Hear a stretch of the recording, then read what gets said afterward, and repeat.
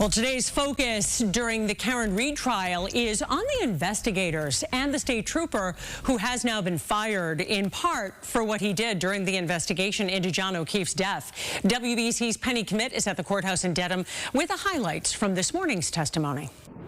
Michael Proctor was the lead investigator for the investigation into the death of John O'Keefe, was he not?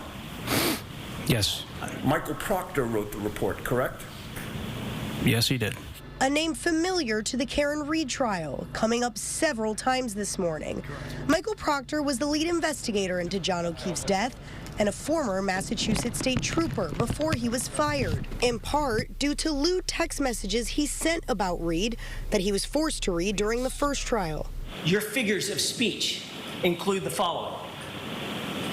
She's a Objection. Is that right?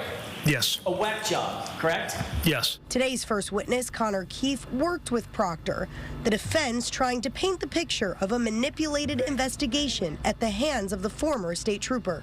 About what your unit's theory was about what happened to John O'Keefe.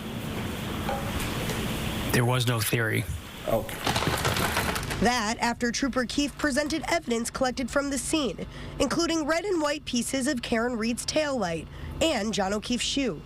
Meanwhile, outside of the courthouse,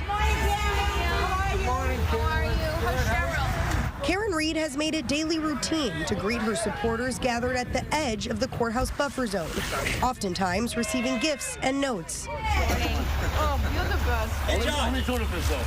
Now, Michael Proctor himself hasn't testified yet, but we do expect him to at some point during this second trial.